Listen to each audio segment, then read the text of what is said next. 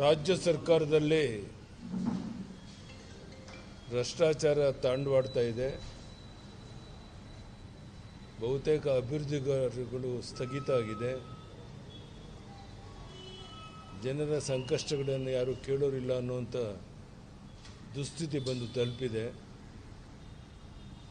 ಆದರೆ ಕೇವಲ ಪ್ರಚಾರದಲ್ಲಿ ಇವರು ತೊಡಗಿದ್ದು ಅಭಿವೃದ್ಧಿ ಕಡೆ ಗಮನ ಕೊಡ್ತಾ ಇಲ್ಲ. ನೀರಾವರಿ ಯೋಜನೆಗಳು ಸಂಪೂರ್ಣ ಸ್ಥಗಿತ ಆಗಿದೆ. ಕರ್ನಾಟಕ ರಾಜ್ಯದ ಯಾವುದೇ ಮೂಲೆಗೆ ಹೋದರೂ ಸಹ 1 ಕಿಲೋಮೀಟರ್ ರಸ್ತೆ ಆಗ್ತಿರೋದನ್ನು ತೋರಿಸಲಿ ನೋಡೋಣ ಈ ಸರ್ಕಾರ. ಈ ರೀತಿ ಅಭಿವೃದ್ಧಿ ಕಾರ್ಯದ ಕಡೆ ಗಮನ ಕೊಡದೇನೆ ಗೊಂದಲ ಉಂಟು ಮಾಡ್ತಿರೋದು ಒಂದು ರೀತಿ ತೊಗಲದ ದರ್ಬಾರ್ ಈ ಸರ್ಕಾರ ಮಾಡ್ತಾ ಇದೆ. ನಾವು ಅಲ್ಪಸಂಖ್ಯಾತರ ವಿರೋಧಿಗಳಲ್ಲ, ಆದರೆ ಅಲ್ಪಸಂಖ್ಯಾತರಿಗೆ ಮಿತಿಮೀರಿ ನೆರವನ್ನು ಕೊಡುವಂಥದ್ದು ಸಹ ಅಕ್ಷಮ್ಯ ಅಪರಾಧ. ಪರಿಶಿಷ್ಟ ಜಾತಿ ಪರಿಶಿಷ್ಟ ವರ್ಗದ ಜನರಿಗೆ ಹೆಚ್ಚು ಅನುಕೂಲ ಮಾಡಿಕೊಡ್ಬೇಕಾಗಿರೋ ಈ ಸರ್ಕಾರ ಕೇವಲ ವೋಟ್ ಬ್ಯಾಂಕ್ ರಾಜಕಾರಣಕ್ಕಾಗಿ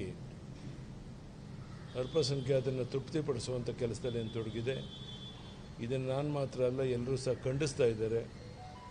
ಈಗಲಾದರೂ ಸರ್ಕಾರ ಜಾಗೃತವಾಗಿ ಅಭಿವೃದ್ಧಿ ಕಡೆ ಗಮನ ಕೊಟ್ಟು ಎಲ್ಲ ವರ್ಗದ ಜನರಿಗೆ ಒಂದು ನ್ಯಾಯ ಒದಗಿಸ್ಕೊಡುವಂಥ ಕೆಲಸ ಮಾಡಬೇಕು ಅಂತೇಳಿ ಈ ಸಂದರ್ಭದಲ್ಲಿ ಒತ್ತಾಯ ಮಾಡಿದೆ.